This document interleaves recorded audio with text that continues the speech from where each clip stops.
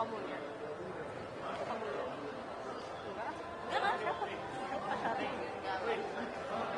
Tampol kalau dia minta. Bung Patra dulu baru aku. Oh, boleh. Baik ya, jadi sama-sama sudah kita dengarkan keterangan saksi Rosa Purbobekti. Dari pagi sampai sekarang jam 5.30 ternyata apa yang diberikan, disampaikan, dinyatakan oleh saudara Rosa itu tidak ada yang baru. Kenapa tidak ada yang baru? Karena Rosa tadi menyampaikan penghargaan dia, penilaian dia, pendapat dia tentang transkrip percakapan. Katanya ini petunjuk. Ya. Kalau petunjuk transkrip, makanya tadi ditanya. Ini yang saudara jelaskan, percakapan antara siapa? Katanya tadi, ini Harun Masiku dan Nur Hasan. Kalau begitu, yang dipanggil Harun Masiku. Yang dipanggil Nur Hasan. Nggak perlu orang ini datang. Ya. Sekali lagi, poin yang pertama, tidak ada fakta baru. Yang kedua, penuntut umum tadi pagi sampaikan, saudara Rosa hadir itu tidak ada kaitannya dengan pembuktian suap. Ya. Jadi, saya ulangi, Rosa hadir dalam persidangan tidak ada kaitannya untuk membuktikan Pak Hasto terlibat perkara suap.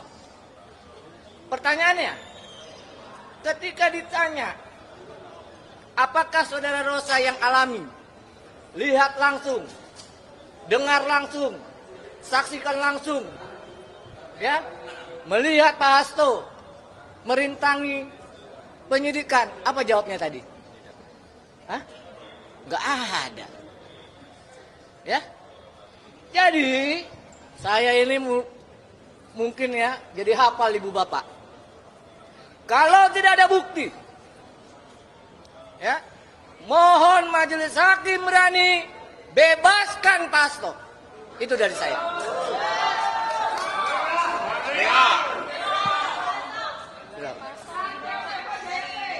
Ya baik, terima kasih rekan-rekan. Sebagaimana dikatakan oleh para penasihat hukum tadi, hari ini membangkitkan optimisme saya karena lagi-lagi setelah kesulitan untuk mendapatkan fakta-fakta hukum yang memberatkan saya karena di dalam persidangan dan keputusan yang sudah inkrah nomor 18 dan 28 memang tidak ditemukan fakta-fakta terkait dengan keterlibatan saya. Apalagi tadi nyata-nyata pada akhirnya bahwa yang dituduhkan saya menghalang-halangi terhadap berbagai upaya di PT IKA ternyata juga tidak ada fakta-fakta hukum yang mendukungnya.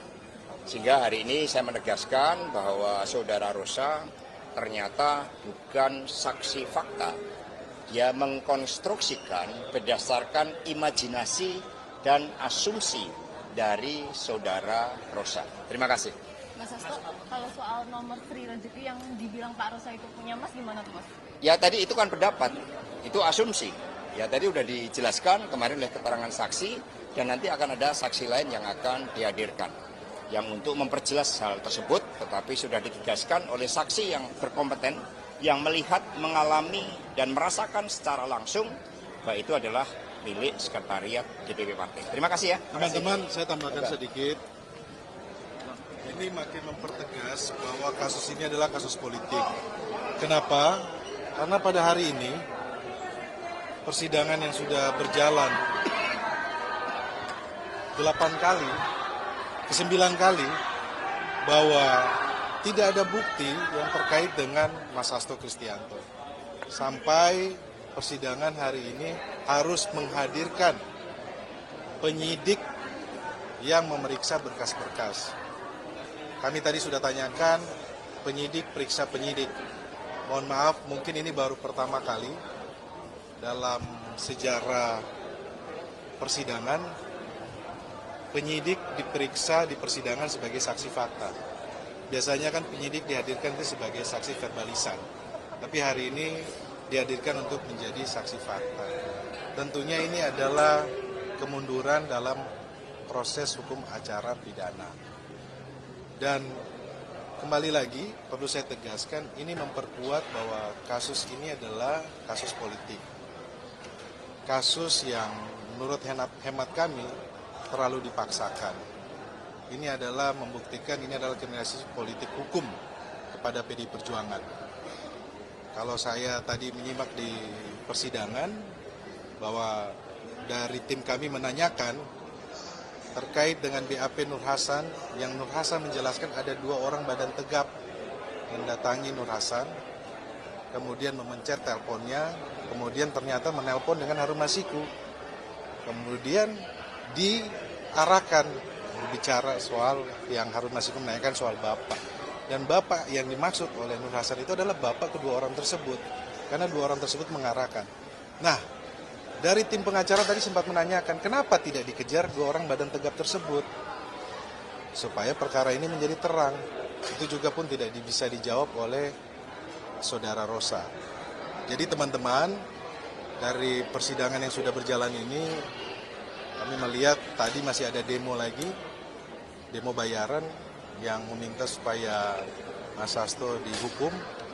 Ini semakin memperkuat juga dengan persidangan di dalam bahwa kasus ini merupakan kasus pesanan politik yang memang ingin memenjarakan Mas Hasto Kristianto dan ingin mengganggu PDI Perjuangan. Persidangan akan berjalan lagi, kita akan hadirkan saksi.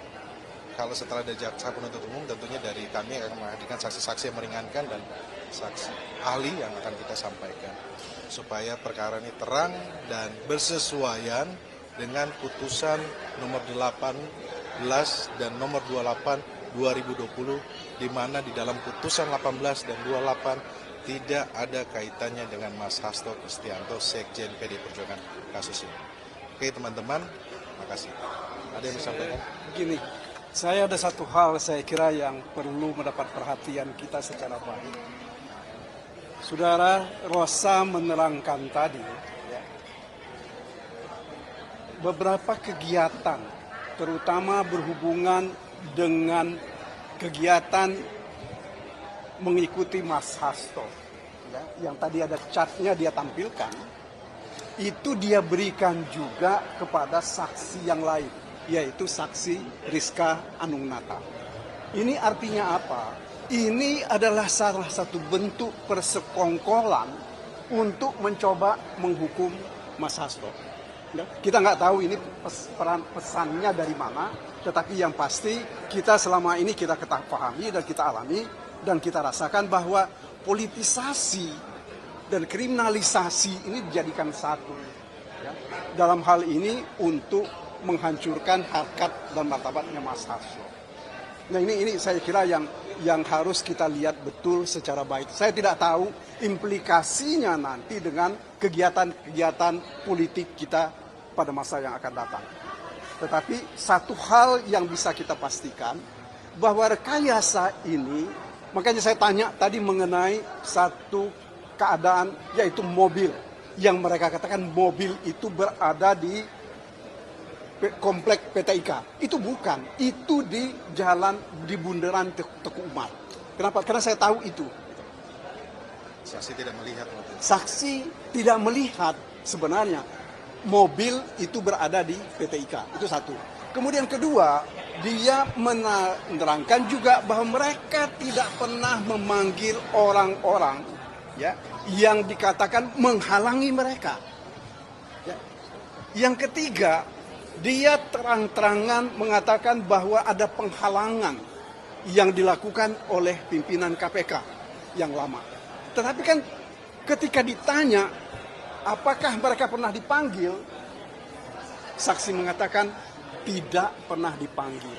Saya cuma mau mengatakan bahwa yang kita khawatirkan adalah forum pengadilan ini digunakan oleh orang-orang tertentu untuk melakukan balas dendam, ya, terhadap pimpinan-pimpinan KPK yang lalu. Ya. Saya nggak tahu ini maksudnya apa, tetapi yang pasti itu yang bisa kami lihat. Saya kira itu yang bisa saya sampaikan.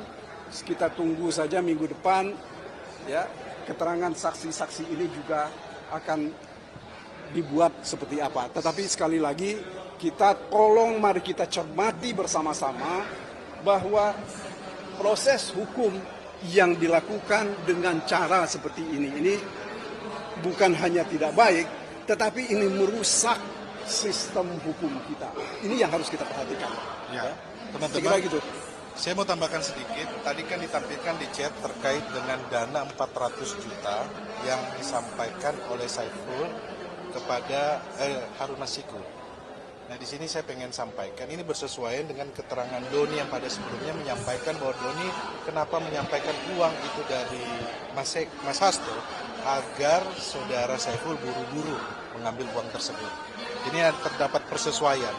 Nah, kami harapkan bahwa nanti kalau saudara Saiful Bahri hadir, ini bisa menjelaskan kerangka ini secara utuh supaya perkara ini menjadi terang.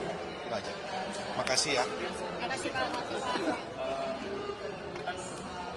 Menghadirkan penyidik sebagai saksi itu terlihat aneh gitu ya. Apakah ini menjadi kayak satu kesan bahwa KPK mati langkah atau kehabisan? Ya, saya kira kalau berhubungan dengan obstruction of justice, ya, yang sekarang ini kan mereka tuduhkan kepada Mas Hasto. Tetapi saksi itu sendiri tadi mengatakan bahwa obstruction of justice itu terjadi di PT IKA. Mereka tuh punya keberanian untuk menghadirkan siapa orang yang melakukan kegiatan itu, atau paling tidak yang mereka sebut sebagai orang yang melakukan merintangi itu. Ya. Apalagi kalau kita lihat BAP-nya saudara Rizka Anunata dan juga Rosa, itu luar biasa. Ya. Saya terus terang saya betul-betul terkaget-kaget terhadap kemungkinan politisasi dari perkara ini. Ya, kami memang belum bertanya hal-hal yang sangat esensial, ya, karena dia juga menyebut hal-hal yang lain. Bahkan dia menyebut-jebut perintangan ini dilakukan oleh pejabat tinggi negara. Ya. Ini yang saya kira mesti kita cermati betul gitu loh. Ya, saya tidak mau menyebut orang itu karena tidak disebut oleh saksi tadi. Kalau andai kata dia sebut, pasti saya akan sebut. Ya. Oke? Oke. Makasih ya. Thank you.